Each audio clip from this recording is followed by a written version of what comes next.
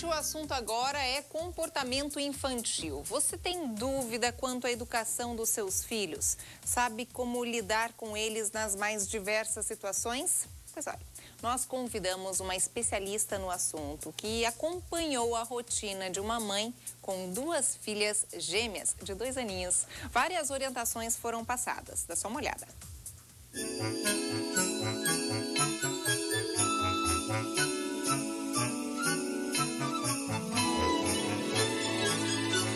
Olha, pessoal, essas 2 fofurinhas aqui, mais conhecidas como batatinhas, que são as personagens principais da nossa reportagem de hoje. Com elas, a gente vai aprender muito, aprender sobre educação. As dicas a gente passa a partir de agora. Elas são uma gracinha mesmo. Por enquanto, na frente da câmera, Sofia e Beatrice, de 2 anos, ainda estão envergonhadas. Mas, assim como toda criança, tem energia de sobra. A mãe Daniela admite, passa um bocado com essas figurinhas. Numa hora em que elas estão as 2 brigando ou discutindo pelo mesmo brinquedo, ou por mim, ou pela mesma situação.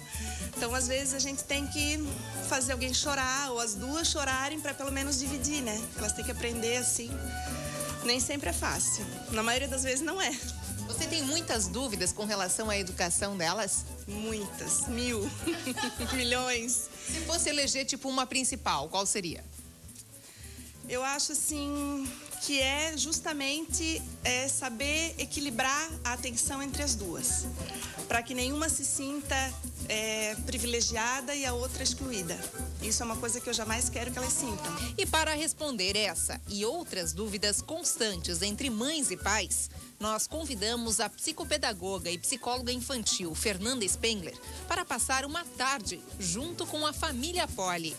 O que acontece às vezes é que, como as crianças têm características diferentes, e isso também é comum com irmãos menores, um aceita mais, o outro aceita menos, e a mãe acaba por optar em deixar valer a vontade do menor ou daquele que está mais sensível no momento, chorando mais, para acalmar a situação, né? Isso não é indicado, porque o outro, por mais que possa apresentar tranquilidade, ele está sentindo que ele está sendo prejudicado de alguma forma. Então, se um quer um brinquedo, o outro quer outro brinquedo, nem que seja contadinho no relógio, mas eles precisam dividir. Para a mamãe Daniela, a hora de trocar a fralda é sempre uma choradeira. E aí, como proceder? Hora da nossa psicóloga de plantão entrar em cena. Fernanda, nessa situação de chororô aí, trocando a fralda, o que fazer? Algumas coisas são de ordem até higiênica e de rotina que são indispensáveis, né? Como, por exemplo, trocar fralda, tomar banho, escovar o dente.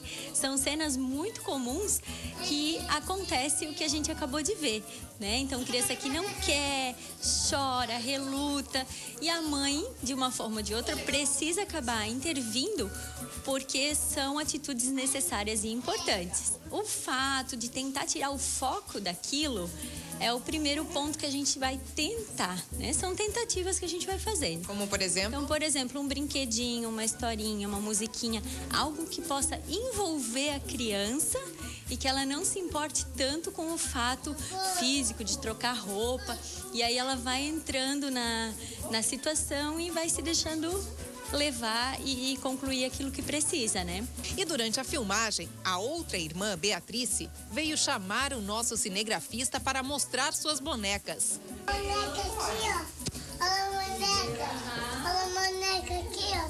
Boneca? Aqui, ó. Demonstração de personalidade mais extrovertida que a da irmã.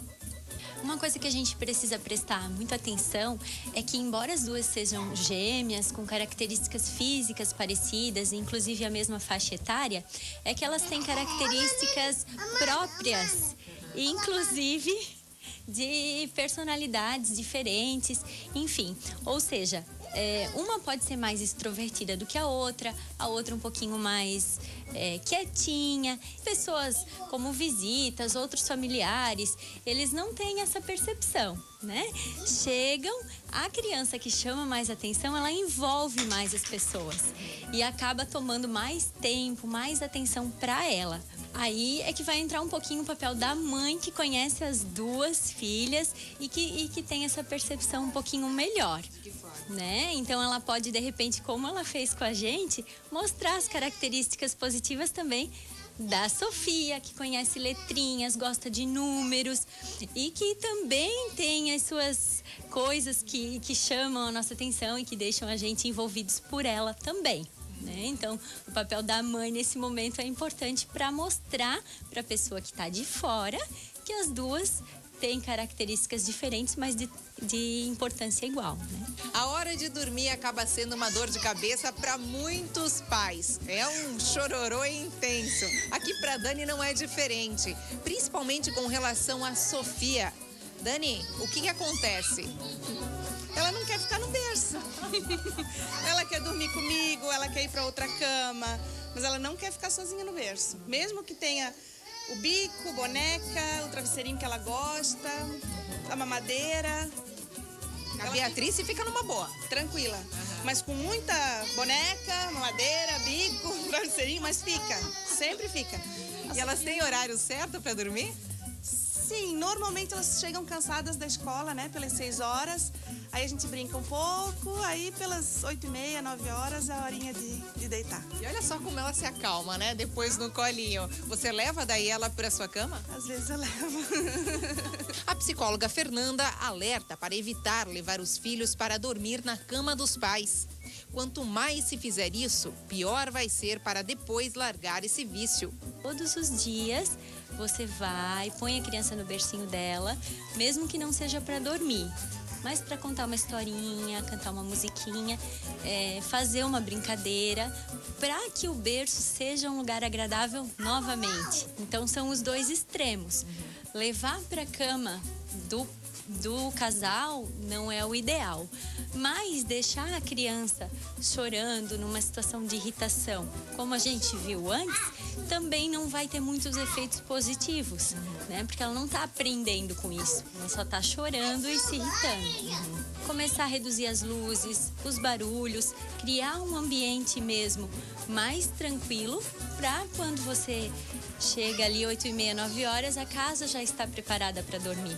E a birra, hein? Agora aqui as duas estão super calminhas. Mas, Dani, já enfrentasse situações difíceis, né? Sim. Como, por exemplo? Querer alguma coisa no mercado, ou querer tudo no mercado, no shopping. E às vezes a gente não pode dar, né? Fernanda, qual a melhor solução, então? Enfim, nessa situação aí que a Dani colocou e em várias outras situações também. A forma com que você vai continuar é que vai mostrar para a criança o desenrolar, né? Quando a gente fica alterado, ansioso, nervoso, a criança vai desafiando ainda mais, né? Então, manter a tranquilidade. Nessa idade, desde muito pequenas, elas já conhecem as regras, embora não consigam aceitar algumas delas, mas elas já conhecem. Então, em casa, num outro momento, retomar aquela situação e explicar bem claramente. Não precisa do cantinho do castigo, onde a criança vai ficar lá sozinha. Às vezes é mais importante sentar no sofá junto com a mãe, junto com o pai, para rever as regras, as consequências. E esse momento da conversa, ele já serve de reflexão, né? Mesmo na cidade? Mesmo nessa idade. E depois de todas essas orientações, agora é só aplicar na educação de seus filhos.